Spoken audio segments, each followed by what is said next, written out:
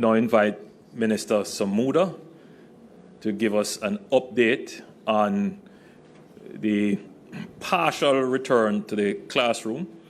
Minister Samuda is making his way to the podium. This evening, the Prime Minister has asked me to indicate the progress made so far by the Ministry of Education to ensure that we are on track with the reopening of schools.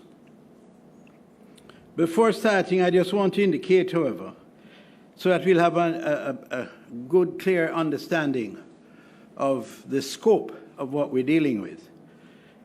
We are expecting to have enter our school system 132,000 students, 76,000 which will be taking the CAPE and CSEC, and 56,000 for CSEC alone. That's the number that we're talking about. And this will require invigilators in the local school by the local teachers for refreshing the students when they enter on the 8th.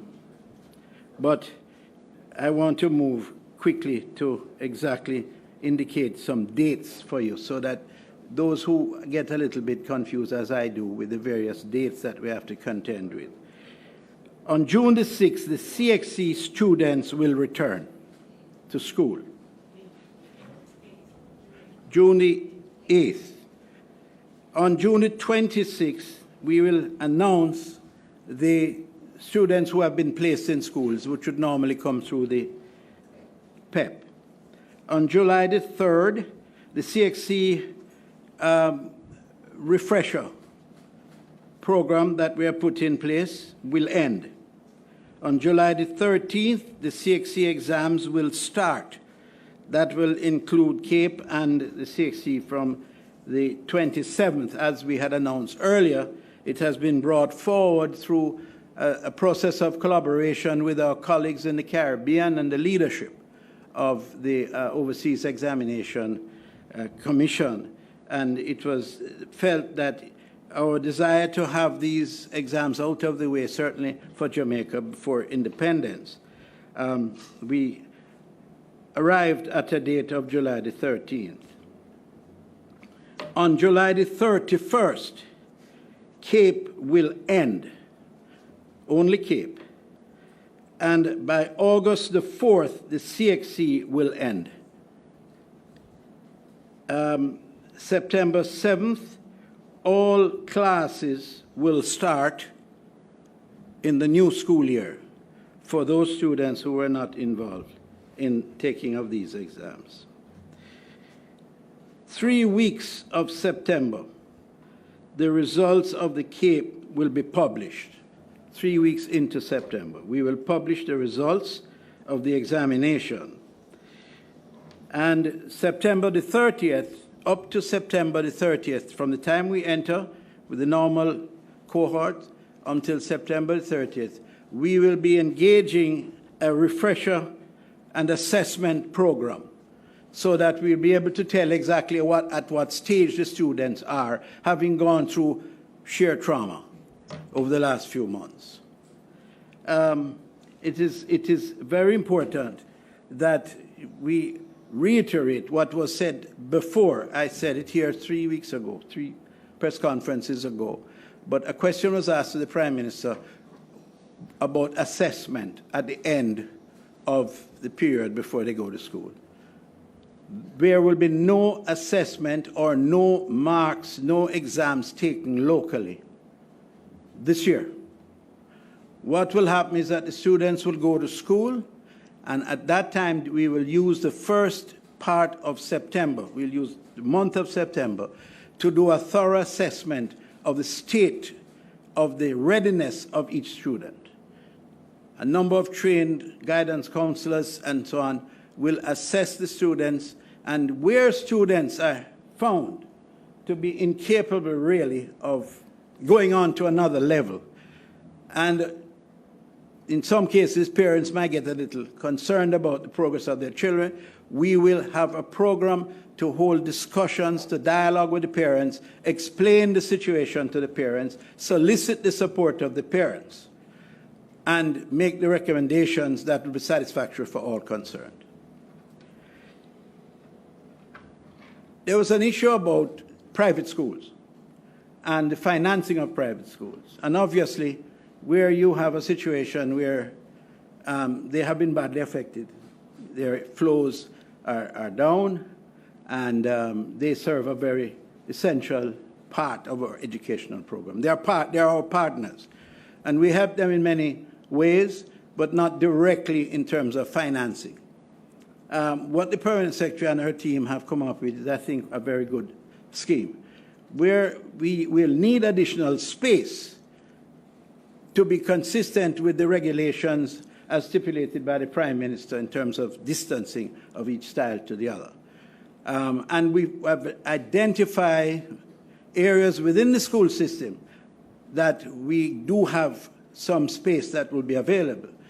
But we are seeking to utilize the facilities that are in the private school system and place some of our students in those schools, and we will underwrite the cost of those students. So in that way, we will not only facilitate the development of our own students, but we will also assist the private school system to finance and to face some of the challenges that confront them. The schools are ready. The Ministry of Education, by next Wednesday, will have completed their procurement of all the necessary things all the masks, sanitizers, agents, cleaning agents, all that is necessary to protect the children and the teachers as they attend school. Actually, as we speak, well, maybe not as we speak, but certainly by Monday, the process of cleaning all schools will be engaged, but remembering that the initial cleaning is not as dramatic as those that will follow, because the schools have been closed for 3 months.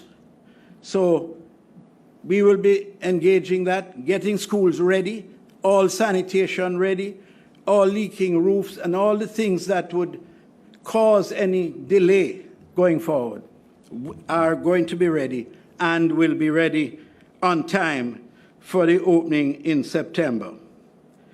For those students that would still be challenged, and where accommodation has a role to play in that, we will be engaging in the virtual training on matters particularly of health, and in collaboration with the Ministry of Health. The Ministry of Health has been very useful.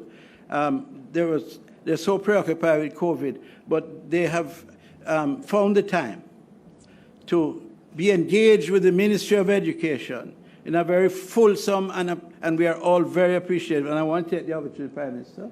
I don't always do it, but I want to commend the Minister and his team for being so attentive to the needs of the children of Jamaica through the educational system.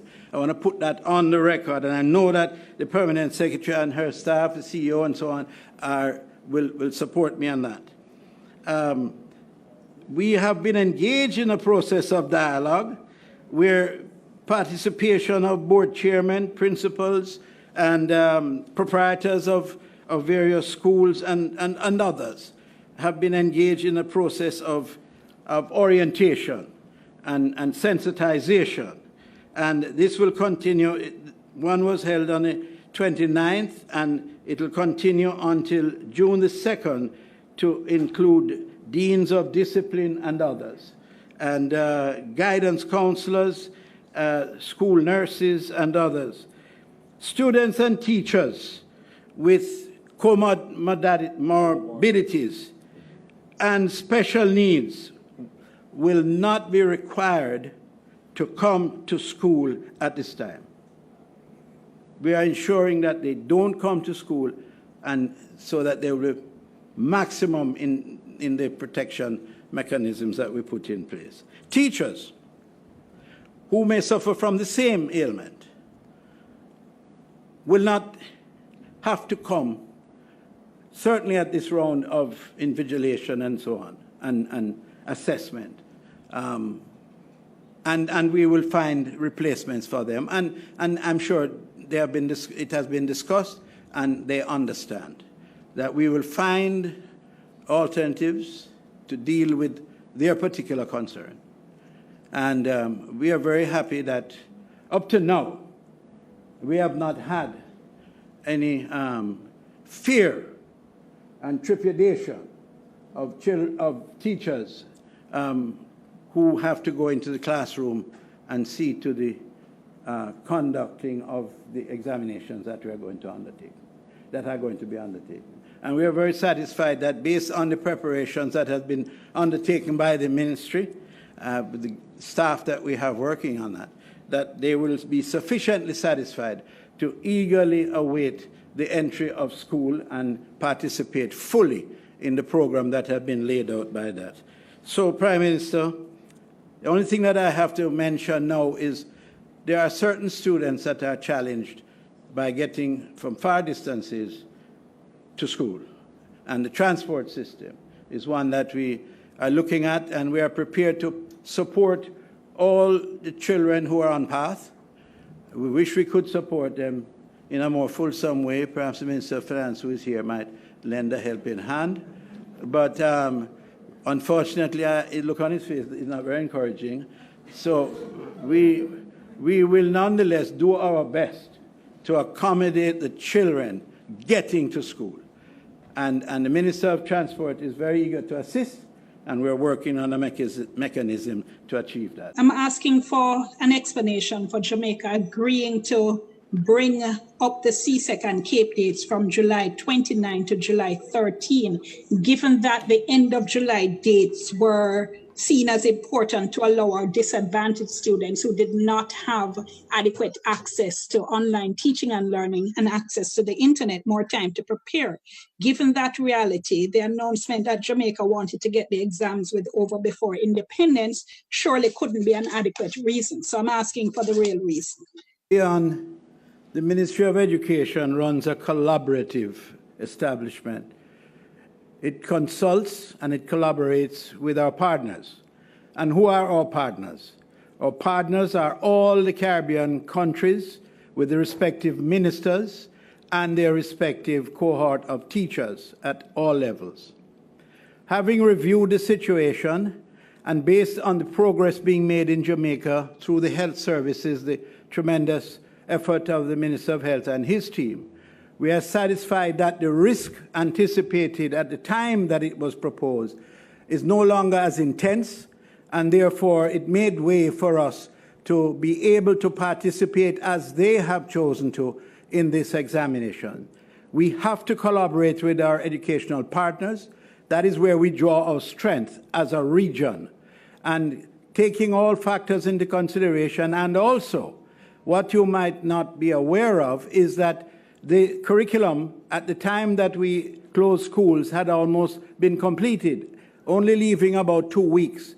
And during the period of time that we have prepared to reopen at this stage, work has been done to complete those that have not been completed, and also the SPAs, the assessments that were a bit lagging, have been brought up to speed, and it was felt by the entire team that it is better to enable the students to get on with their examinations and rather than to wait, having completed their course of study and prepared to go to the exams.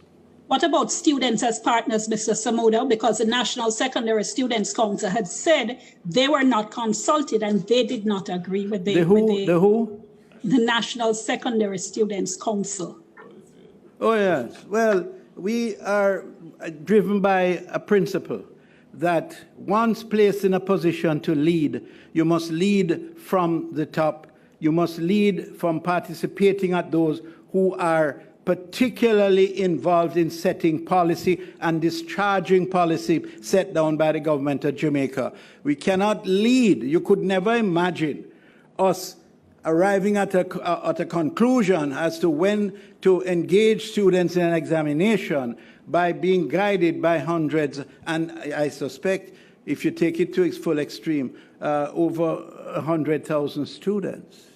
It has to be led by those who teach and who plan, and with the experience of others, both locally and internationally. Teach them! Hey, yo, hello! Send the message and make it reach them. It's teach them. Right here, Warlord representing. Thank you for watching. Please leave a comment below. Remember to like and share the video. Don't forget to subscribe for more awesome content. Follow me on social media and check out the suggested videos on screen. This is Teach saying, until next time, walk good, my friends.